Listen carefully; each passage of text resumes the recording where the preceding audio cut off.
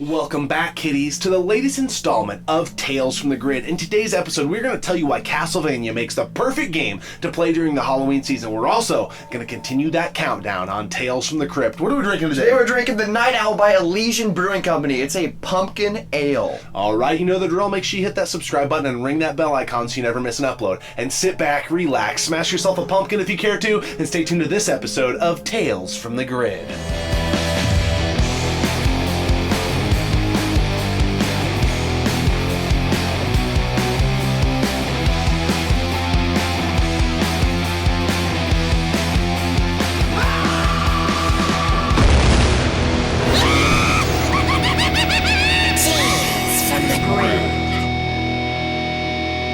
Alright, here we go. Welcome to the latest installment of Tales from the Grid, where we like to talk about the games that give us that Halloween feel, set the tone, set the vibe for the season. We also like talking about one of our favorite TV series of all time, Tales from the Crypt. In today's episode, we're going to talk about Castlevania. Oh, yes, the OG on the NES. Man, this game is so iconic. This game is so badass, and this game drives me freaking nuts when I try jumping. Yeah. The jumping drives me nuts, but other than the jumping, this game is so sweet. It gets me in the feel for Halloween, you know, because of Dracula. Yeah, and the Medusa heads, the whole vibe of the game, the music, just the music's for some reason, so good. That Castlevania soundtrack, just like, it's Halloween. When I hear that, it drives that. And I go back, I used to play this game with my cousin a lot, in those September, October months, the fall season, and it just sets the tone. The cool thing about this game is, if you're not into 8-bit games, the series spans over a long period of time. Yeah, so you can play any version of Castlevania. You know, there's Castlevania starting on the NES, and there's like, they just released like the Castlevania collection on the Switch, PS4, Xbox One, so you don't need the retro stuff to play the original Castlevania games. Basically a low barrier of entry. You don't have to have an old Nintendo laying around to enjoy this game. To enjoy it, and it's badass. And Simon Belmont is my favorite. Yeah, because he uses him in Smash. But nonetheless, you know, some of the later games in the series too are really good as well. Like you got Rondo of Blood and Symphony of the Night. Oh. And speaking of that, Konami just released Castlevania Requiem, which includes both those games as digital download, which is super cool because those games are really pricey to get physical, and you can get them super cheap on digital download. So just any of the Castlevania games are badass. But there's something about, love them all, but there's something about that first on the NES. It just feels like it's Halloween.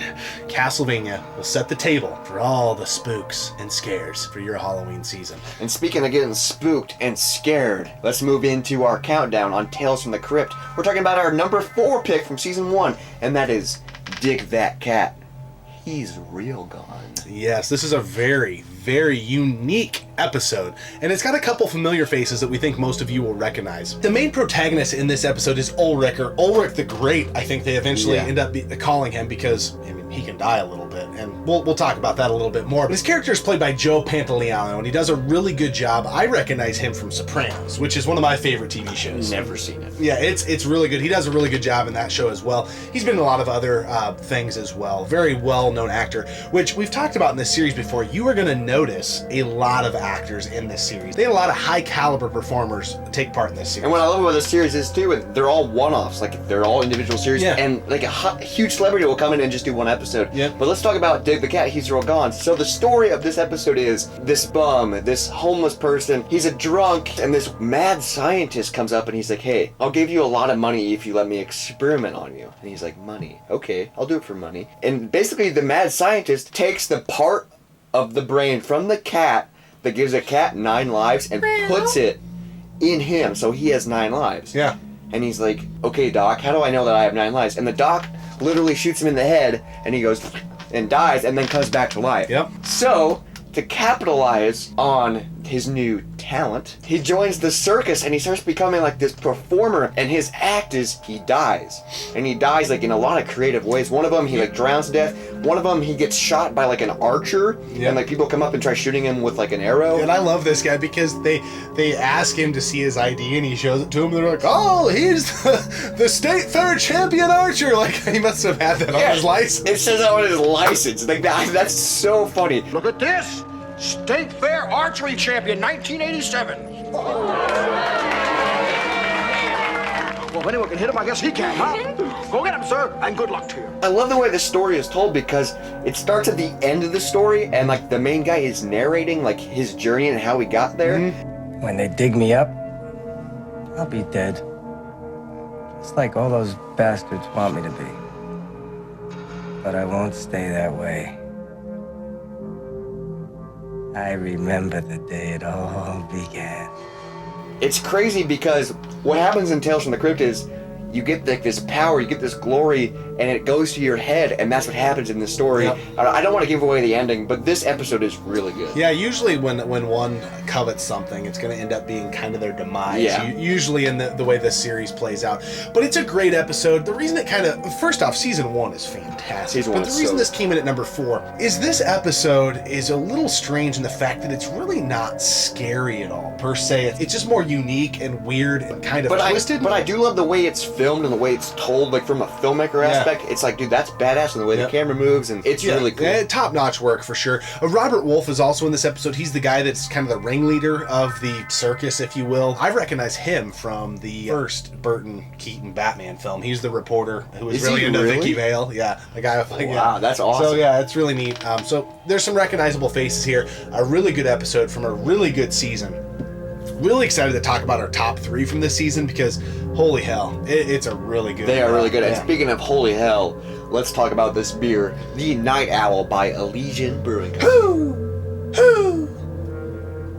A good pumpkin beer. What? Yeah, we found one. So we have been on a dry spell going into this October, stemming from last October, which is kind of like October beer is not really our favorite. This is really good. This is wow. It's a smooth, easy drinker. There's good pumpkin flavor. This is a good beer. Like, I don't know what else to say about it. It's just really good. I would say this one has more of like a medium mouthfeel, probably, as far as thickness in the body.